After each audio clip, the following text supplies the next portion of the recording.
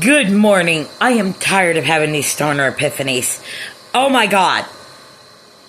I am tired of this. This is getting ridiculous. I smoke in the morning, do a wake and bake with my proud Star Trek mug. Yes, coffee. Live long and prosper. But with that being said, another stoner epiphany.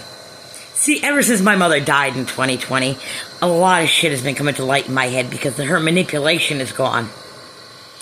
And I realize a lot of shit. A lot. One thing I just realized now is I developed something thanks to her. It's called trying to ignore my problems and hope they go away. Because guess what? My mother did the exact same thing. Guess what the problem was? Hi, I'm the problem. Yeah, basically that's what my mother did all my life. She tried to ignore me and hope I would go away.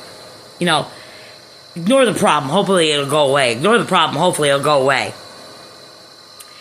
And I never went away. Until I was 16, 2 years after my father died, and I was in denial for 2 years about his death. I was always running around because you gotta understand, I lived up here in Connecticut while my father was down there in North Carolina, dying of AIDS. Because he was a gay man in the late 80s, early 90s. You know, the Republican Party, they like to kill my parents. But we'll get into that in another video.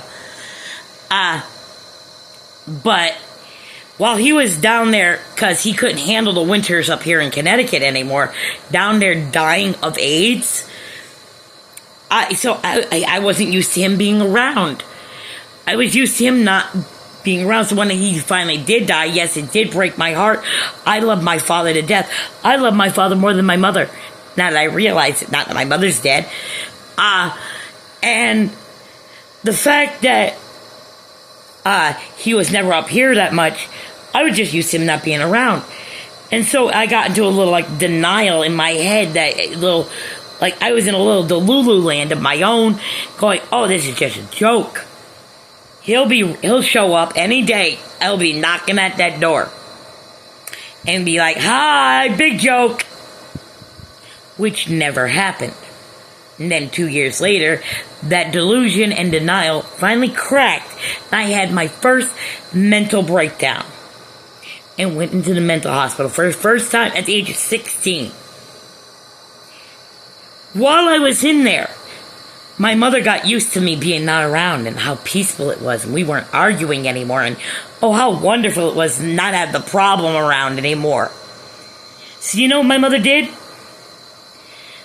While I was in there for 3 months, not weeks, not days, months. For the first month and a half, my mother was actually down the street from where I'm living currently now at the juvenile court system, talking to DCF saying, hi, it's nice not having the problem around, so you know what, you could have her. See, she finally ignored the problem enough that it did disappear. And she found a way to get rid of me.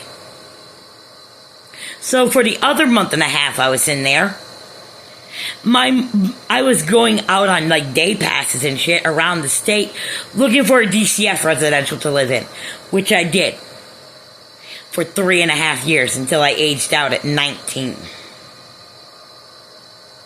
Ain't it wonderful having a boomer parent who really fucking loves you?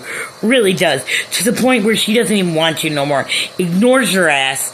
Because, boomer parents, Gen X child, they had to be reminded every fucking night. It's 10 o'clock. Do you know where your children are? Because they had to be reminded that they even had fucking children. So, yeah. Stoner epiphany. I just realized, I learned that if I try to ignore my problem, hopefully they'll go away from my mother. And I was the problem.